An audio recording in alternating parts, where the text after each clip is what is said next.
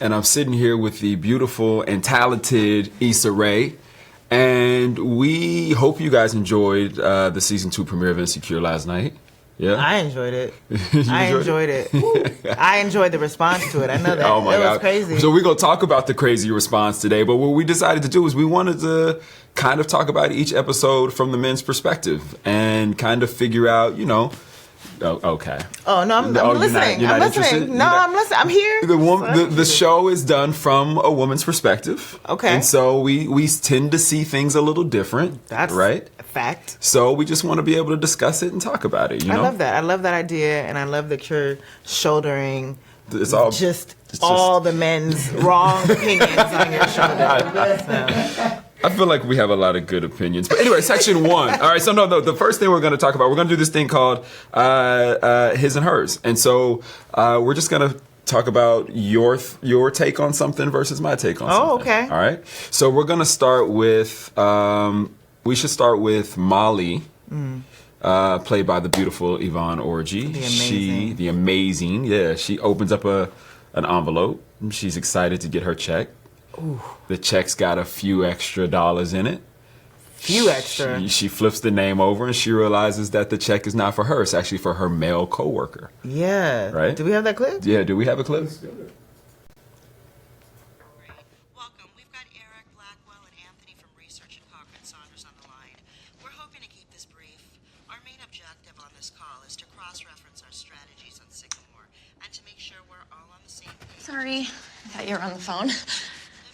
The split in authority on class action waivers and arbitration clauses. We also want to make sure we're effectively managing client expectations. It seems like we already know what our client wants. We just need to determine what jurisdiction this matter falls under. Agreed, but we also should continue to explore whether or not there's a settlement to be reached here. It's possible that talking to this arbitrator puts us in a weaker position than using evidence. We have to persuade. See from the clip, I mean, Molly was shocked to find out that she wasn't making what her male coworker made. Let me ask you a couple different things. Sure. A, what do you think the male response should be to that when a man finds out that he's actually making more than one of his coworkers? In that situation, if Travis knew that you were making more than Molly, for me, workplace transparency is the core issue of why there's a huge wage gap, because we don't talk about money. Nobody really talks about what they make, and money and people's pay grade isn't really anybody's business.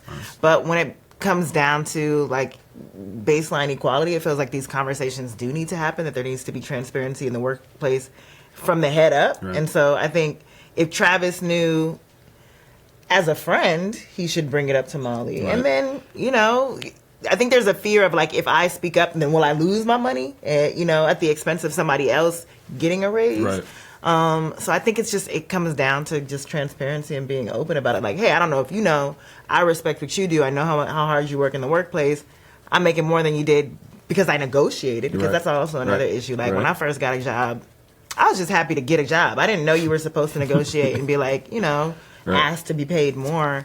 And I feel like that's the mindset of so many young people who start out. And I think once you're accustomed to that, then you just expect that you're being paid your worth and fairly. Right. So then in this case, should Molly say something to Travis? Molly, it's a tough thing to do. It's super tough. It's tough because there's just so many levels to it. There's one, it was an accident. Right. So she wasn't supposed to have seen it. 2, what can he do about it? True. In telling him. I mean, again, if they're friends, then she should feel comfortable talking to him about it. But I feel like there's levels. Also, there's the black womanness of it, the womanness of it, the black womanness of it, of always complaining and being the ones that, constantly have an issue and then being perceived as a problem person.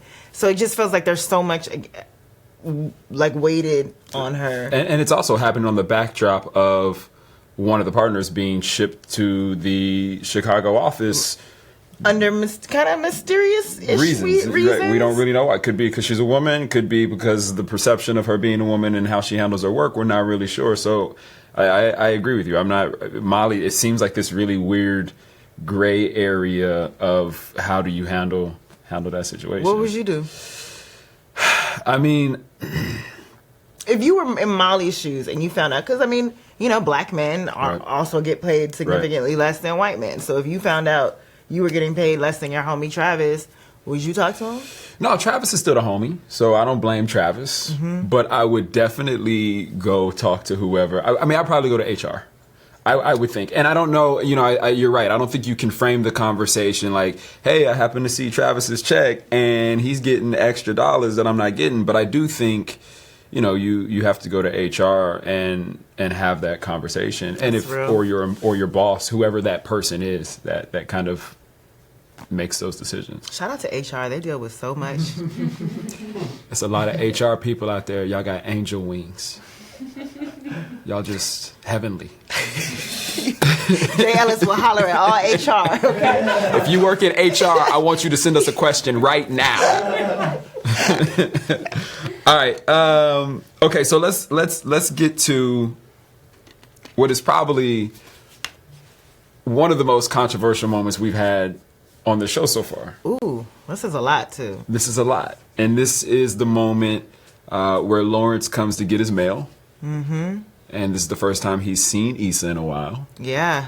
And it's a bit awkward. And he goes to the bathroom for some reason. To get his stuff. To clear, that moment was supposed to be, I'm getting rid of all my stuff. Okay. I'm coming in, and it should, the realization dawns on Issa, like, wow, he's really like coming to get the last bits of it. Of his stuff, so there's like no hope he's really gonna be gone. So there was you don't think in Lawrence's mind in any way? I think so. There was like, I want to see what the house looks like. I want to see if somebody else is in here. I want to be in this space with her again, or even I'm letting her know I'm not coming back. I think it's all of the above. I think, you know, that's what's so interesting, and obviously the gray area of our show.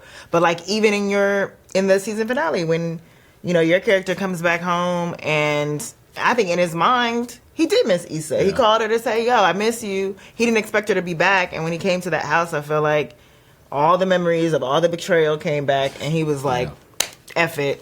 I'm leaving. I'm out. I don't want her in my life. I've surpassed this relationship. Ladies, did y'all hear that? It wasn't a setup. It was not a setup. He got there, and he realized he needed to leave. Because it just wasn't going to work. But he wanted to be there, and he got there for good reason. But I think that's what's complicated about even last night's moment is, like, I've been in relationships where you think it's over, and you're determined for it to be over, and then something happens that reignites it, and you don't plan for it to happen. Right. So in my mind, I think that, you know, he's confused. He's in a confused place. He's definitely confused. He's just lost. But we're gonna make it. Okay, so he comes out of the bathroom. He notices Frank Ocean. The pillow is gone. They have a quick moment, and then he goes to make his way out. And right before he gets ready to walk out the door, he drops his bag and turns around and passionately grabs Issa, starts kissing her, takes her to the couch, and then the next thing you know. How many strokes was it? I've seen. I've seen it so many and on Twitter yesterday, I've seen anywhere from 5 to 4.5. I've seen 17, as high as 17. As high as 17. Which is very optimistic. Shout out to Melina Matsoukas for making Lawrence look like the 60-second assassin. I did that in the editing. That was your edit? First of all, it was written in the script as I wrote it that it was supposed to be like a selfish. It was a selfish. But that fast? It was a selfish act, and so when I first got the edit, I was like, "Nah, it's too long." No. And it's true. But have you ever selfishly had sex for 60 seconds? No. Like it's first of all, thank you. So it's all of the above. Okay. But has a woman ever? Do you think a woman can do that same thing? Come on, how? What you mean? How? I don't know how you control all of your. Yeah. You know what I'm saying? No, it can't. It's not the same. No, unfortunately. But I would have so much. Never mind. Y'all heard it right here. But I think even just like that wasn't premeditated. No. I don't think it was premeditated at all. I think he walked in there, and I think there was just this moment of like you said, I think he's confused. I think there's passion. I think there's anger. clearly there's nothing at this point has really been resolved, right? Like she's been trying, he's been dodging. She's hopeful though. And she is hopeful. I mean, it was was it the peck on the cheek? I think the peck on the cheek is just what's up. Like it was that wasn't the hopeful part. But yeah, if Lawrence had come in and, you know, did the do and then left without any form of intimacy afterwards, even though a peck on the cheek is like nothing. It's like your parents give you a peck on the cheek. It was still something. You could have been like, all right, peace. Thank you. You know? That was better than the peck on the cheek? No, I'm saying that in her mind, he could have, you know how you like overanalyze, well, he could have done this. So, you know, this means something, and we'll see what it ends up meaning in the next episode. Let me ask you this, because this is a question I think, and then we're going to get to some of your guys' questions. So if you have questions, please send them to us, because y'all went off on Twitter last night. Boy, I mean, I have never seen so many FUs in my life. People you got coming for me to come for you. First of all, Lawrence Hive, shut up. No, we out here. That's very clear. Y'all are out all here. Up in my mentions. We're strong right now. It's like, for what? Why are you guys so passionate? And what about Tasha? Why are you pointing at me for Tasha? Because he came over. Nobody's considering Lawrence Hive was so about it for Tasha, and now he comes over here. He has sex with Issa. We don't know. He's messing with Tasha. But here's the thing: we don't know. And what about her feelings? Why aren't y'all standing for her? Is Lawrence Hive really about Tasha? Why aren't y'all preserving her feelings? Well, here's the thing: we don't really know what the arrangement with them is. With Lawrence and Tasha? With Lawrence and Tasha. We don't really know. I mean, he left on the weekend. You heard what Chad said. He just rolls in on Friday, roll out on Sunday. So It doesn't seem like we don't really know yet. I just want Lawrence Hive to equally think about Tasha, because y'all were about her in the finale. So consider her. Okay. Let me ask you this. Could Issa have said something in that moment? Do you think it was supposed to be on Lawrence to say something in that moment instead of pecking her on the cheek, and leaving? I think Issa wanted to say something. Mm-hmm. You know, I think she wants to have the conversation with Lawrence. She wants to bear all, but it's one of those things where it's like you already came, so she just got you there. You're like, you don't want to scare the butterfly away. You're just like, oh, okay. And I think when Lawrence joked about like the pillow, and she saw an opening, she tried to speak up, and I gotta go. I'm gonna head out of here. So it's I think it's hard. It's definitely hard. It's definitely, yeah. All right, so we're gonna get to some of your guys' comments. Here we go. Alicia, I can't wait for these. Alicia says, "Is Lawrence gonna hurt Tasha just because Issa hurt him?" Oh man. First of all, if y'all gonna ask questions like what's gonna happen, you're not going to get answers. Come on, just watch the rest of the show. Thank you. Alicia, what do you think? Let me ask you this. Okay. Okay, we'll reframe this question. Okay. Do you think Lawrence knows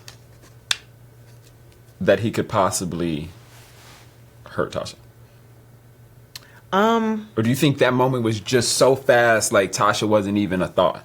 I really highly doubt Tasha was a thought. I mean, again, those things happen, and there's so much history there in the relationship. You know, they've been together for 5 years, and you know they haven't had a real closure moment. So it just feels like no thought was put in None. any situation, much less thinking about the third party. Yeah, that was all just passion play, wasn't it? All right, Lulu, why did Lawrence wait so long to take Tasha out on a date? That's a man question. That is a man question. That is a man question. Because another man had to put it in your mind that you hadn't even taken her out. I think it's a thing of, I think he's afraid of commitment. Excuse me. I think there's a couple things. I think he's confused, A. I think that probably, I would imagine, at least, my thought is that coming out of the relationship with Issa and being so vulnerable and being hurt, he probably doesn't want to rush back into that and doesn't want to go back down that path again. So I think right now this seems like a manageable relationship for him. He doesn't have to go down that path and fully give himself to her right now. And you're smiling. I'm just saying. In your mind, though, do you think Tasha is the type of girl that you take out? Is she the type of girl that you take out on dates? Wow. Lawrence Hive, that's what y'all about? Yes, she should be. She's got a great job, and she's sweet to him, and you know, she can cook brown rice and kale. The disrespect. I mean, no, she's a great girl. Tasha is a great girl. She's supportive. She truly cares. I mean, she seems to really genuinely care about him, and I do think that she's a girl that you should take out. Yeah, for sure, 100%. Would you have taken Tasha out by now? I wouldn't have ever been in this situation. Never? No, I wouldn't have been in this situation. Why not? So you would have you would have never slept with Tasha at the end of season 1, or no? Because there's too many factors. Because Tasha is another person who, unless Tasha was about it, unless Tasha made it clear, we don't know what the conversation was when he left the strip club or he left the house, called her and said, "Hey, let me come through." We don't know what the situation was, but we see that 3 months later, there still is a situation. So. I don't know. I tend to be very transparent of like, this is kind of what it is. Right. And if you want more, then I can't provide that. So then you don't think in any situation, unless people are communicating it, 2-3 months of just seeing each other on the weekends, it can't just be that. If that's not, I feel like that's ideal. That's like a friends with benefits situation. But so you're good with that. If that's communicated. Okay. But do you think Lawrence... No, Lawrence don't know how to talk. Come on, man. Did you see what happened at the end of episode 1? He said, "I gotta go," and pecked her on the cheek. Like, he couldn't even form a full sentence. Gotta go. Like, come on, man. Let's see. Okay, Sarah. Lawrence still hasn't dealt with the breakup. That's it? No, Sarah, he hasn't. He has not. Sarah, you're right. You saw something last night. Onisha, seems like he was thinking about Issa as hard as he was thinking about him, as she was thinking about him. Ooh. It's so interesting because we obviously start the episode with them in 2 very different places. Yeah. With her still stuck and him seemingly have moved on. Yeah. And, you know, for that moment at the end to kind of culminate in the passion that they kind of both shared, but that was lopsided, obviously. Yeah. Felt like, you know, something. Do you think Issa wants Lawrence back because she wants to fix what she did, or do you think she wants Lawrence back because she's in love with him? That's a great question. I don't know that she knows that either. I know that she knows that she wants him. She recognized what she lost, you know, because even after she cheated on him last season, and realized, you know, oh, I've made a mistake and this is how much I love him and I want to for sure make this work and grow with him. She was going to keep that. She wasn't going to tell Lawrence. Maybe she would have told him when they were married, you know, down the line, like, this funny thing happened. I think at that point you just got to keep it to yourself. I mean. Well, then she would have never told him. So I think she was prepared to live her life and say, woo, I asked myself what if, and I didn't like the answer. Lawrence Hive, do y'all hear that? Do you hear what this character is capable of? But she was going to be fully committed after that. And it's a group of women out there that are supporting this behavior. That's what's even more all crazy. All respect to y'all. You know what? I can't get behind that. That's just... Deborah says it was cruel of him to not even try to talk afterwards. Ooh, right? Like, just... He doesn't know how to talk, like you said. It was just no conversation. And what do you say in that situation? Now, put yourself in Lawrence's shoes. What do you say in that situation? I can't believe we just did that. It's as simple as something as open-ended as that, and honest as that. Is Issa's mouth broken? I'm just curious. Did her vocal cords get stretched out? So, like, I'm not sure. I would like to point to the moment where Lawrence comes out of the bathroom and poor Issa, is like smiley kind of. So I guess, and that's when Lawrence says, "Hey, I gotta go," shutting it all down. There was a hint of optimism of like, I think she was gonna say, but if she wanted it, wouldn't she have stopped him? Like, hey, just before you walk out, or just real quick, or I just want to say one thing. No. Again, ladies, you don't say anything. The ball was in your court, Lawrence's court. Yes, thank you. You did too much damage. But but it's a relationship, so it's not your court or my court. Over, and you don't want her. So anything that. But if you want him, she's made it clear that she wants but you've shut down everything. It's so hard to say fellas, we got a lot to just. I feel like we just carrying a lot of. I mean, if you were in this situation and the girl who cheated on you spoke up, would you want to hear what she had to say? Would you be receptive? Do I want to hear it? No. Do I expect it? Yes. If I mess up, I'm gonna chase you all day long to because I messed up. Mm-hmm. I'm going to. Like, I do believe that. Respect. And I feel like that's what you owe the person who you cheated on. Like, you owe them complete transparency. You owe them phone calls. You owe them text messages, emails, whatever it is, until there is a point where you know 100% that it's dead. Which seems like the point where she comes up to his job and then he says, never fucking call me again. Or the other points where she has responded to send him text messages and he only responds to the bills and apartment stuff. So I feel like there's been an effort there. At least he's responsible. At least he's responsible. No. She literally just rolled her eyes so hard. So disgusted. So disgusted. So disgusted. All right, Chelsea. I was waiting for Issa to wake up out of one of her little daydreams after the hookup scene at the end. I can't believe that happened like that. Oh, it happened. It happened. That was one of the... We got to watch the episode live with an audience a couple of times, just at different screenings, and it was so amazing to hear people's reactions to that scene. And I always heard people in the back like, she dreaming, not falling for it. And then just the horror of finding out, like, oh, that really happened? 7 strokes? Sorry. Yo, let me tell you the best thing I heard last night. I don't know who you are, but the internet, y'all don't lose. Y'all are undefeated. But the best thing I heard yesterday.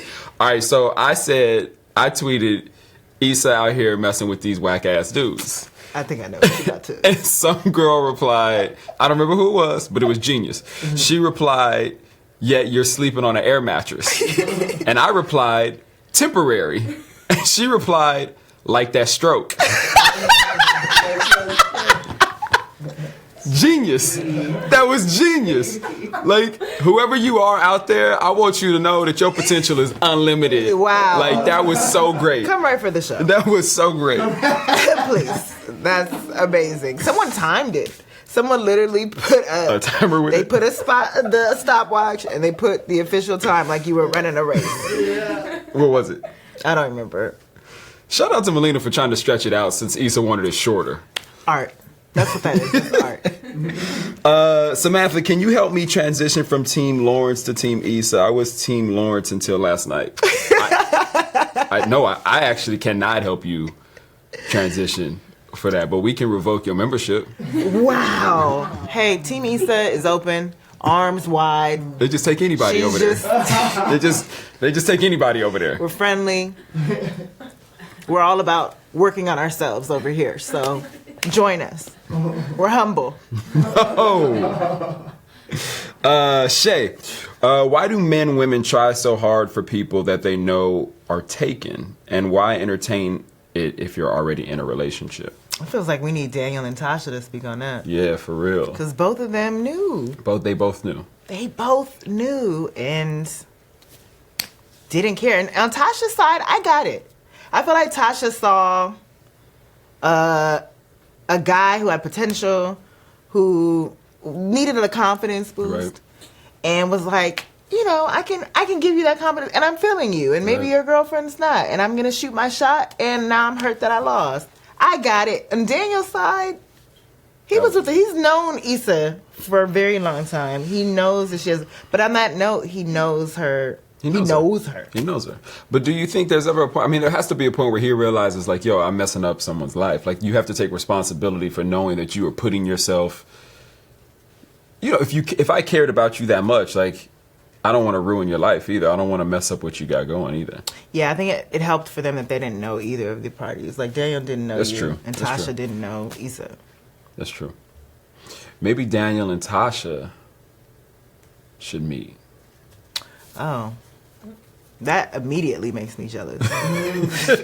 You don't like that at all. I don't, but we'll see what happens there. Have you ever pursued someone with a girlfriend? Thinking about it. Someone with a girlfriend? No. Someone with a wife? Whoa. Have I ever pursued someone with a wife? No. Oh, No, I'm still innocent here. I'm still very innocent here. sorry guys, I'm tired. Have I ever pursued a woman with a boyfriend? Or husband. Or a husband? Why do you think about this so hard? So yes, the answer is yes. Look at how Lawrence Hive just be evasive. Just answer the question. Just tell us what we want to know. Give us answers. I shot my shot. Oh, Okay. And it didn't go my way. it missed. It definitely missed. I didn't know that she had a boyfriend until I knew. But he was out of town, and I was much younger, you know? And it didn't seem like he was really going anywhere anyway. She seemed like she was unhappy, and it was long distance. And Okay, wow. Thank you for telling your business live. you're not going to share your story now? In my adult life, no, my very first kiss was somebody else's boyfriend, but that was like I was 12, and Come on, man. I needed You a gonna win. back up my story I needed a win. with a 12-year-old story? That's since just... then, no. You just I learned your respect- lesson then? I did. Because she rode up on me at Magic Johnson Theaters with him holding her hand, and I was like, I'm not about this life. Did she look you in the eye? She did. Did She she did. really? She came up and she had a very cordial, snaky conversation with me, like a bitch I know conversation. And I was very afraid. I was sweating. But she never brought it up because she had the dude. Like, at the end of the day, all I got, she was definitely, you may have had him once, but I got him all the time. And she was 14 and I was 12. So you tried to be Tasha. I was not even anywhere close. Okay. All right, here we go. Tony, does Issa ever feel she needs to live up to her best friend's success? Wow. That's a great question. And that's a great question for both characters, actually, because Chad seems to be quite more successful than Lawrence, and in this case, Molly seems to be more successful than Issa. I think there's an ambition and there's just so much that she admires in Molly. Like she says in the first episode, there's so many things that she wants to be like. Why can't she be like her? So I think there's an admiration without, her coveting in any way. Right. I think you surround yourself with people who motivate you and Right. make you want to be better. And I think their friendship, especially this season, is all about them trying to make one another better. Right. Do you think? I mean, also too. I guess what is your definition of success for either of these people? I think too, either of That's these true. characters too, because I mean, the work that Issa does is actually like very fulfilling work when it works, and the kids don't run off with snacks. Like, it is actually very fulfilling work, which I would. If you want to do it, if If you you're wanna do passionate it, about right. it, which is also another question. But I think these characters are constantly on a journey to define what you just said, just to define what success is Yeah. for them and what passion is for them, what journey they want to take. And it's a question that, even in my adult life, I ask all the time, like, what are the milestones and the goals that I want to set for myself, and am I on the right track? And I think in observing her friendship with Molly and observing Molly's career, it may force her to ask herself questions like, am I on the right path? Am I Right. doing it right? Do women think of legacy I think of legacy for sure. other than children? Like, do you think of Yeah. I think absolutely. Is that men's primary? I don't know. I just feel like it's been such a conversation like lately, especially like with Jay-Z's new album and like him talking about it, like with 444, right? I feel like it's just been such a conversation lately of like, what are we leaving behind for generations to come? Whether that's setting something up, whether that's sending kids to school, whether that's, trust funds or businesses or, just a better home for them to grow up in, whatever that legacy is. I think I've just always been curious, like, do women think of that? Because it is something that drives me, is like, what am I going to leave my kids? I think about it on a more professional, creative level. Mm-hmm. So, like, what I want to leave behind as an artist, what I want to leave behind for people to remember, as opposed to, I guess, that feels more familial Right. or more, Yeah. not necessarily territorial, but to a degree, right? Maybe. I mean, I guess I go back and forth, because I look at it and I go, oh, well, if I leave this behind, or if I'm able to achieve this or create these opportunities through my career, then I'm also creating something to leave behind for my family. You feel so much smarter than I do. I'm not thinking ahead like that. I need to. It's a Lawrence Hive thing. It's a mandate. Are we like... It's a mandate when you join the Hive. It's a mandate when you join the Hive. Okay, last question. Diana, can you make this show an hour long? Diana, girl, where? Where's the time? Please. I appreciate that you would want to watch our show for an hour, but we get so much done in 30 minutes. And it's a comedy. It's a dramedy. I love the half-hour format. And there are a lot of great hour dramas out there. Some hour comedies. Yeah. So I don't think we'll be one of those. So y'all, don't hold your breath. But if we had an hour-long show, let me ask you this: how much longer would people have to wait for the show? It would come out probably once every 3 months. An episode would. Mm-hmm. Once every 3 months we'd have an episode. Mm-hmm. Y'all don't want that. Nobody wants to be waiting that long. That's a long time. Mm-mm. But we may, in future seasons, possibly do a 1 hour episode within, a very special episode. So consider that. That'd be really cool. I'd like to see that. Yeah, me too. All right, y'all. I hope you guys had a good time hanging out with us today. Thank you, Issa. Thank you, Jay. You're such a good host. Man, stop it. I'm just, I'm out here representing for the Hive. Fellas, we're out here strong. Ladies, if you want to come join us, you're more than welcome. Don't come here. You're not welcome. We will see you guys again. Make sure you watch episode 2 this Sunday, 10:30 p.m., HBO. You don't want to miss it. You don't want to miss it. See where we pick up after this week's episode. See you guys soon. Bye. Bye.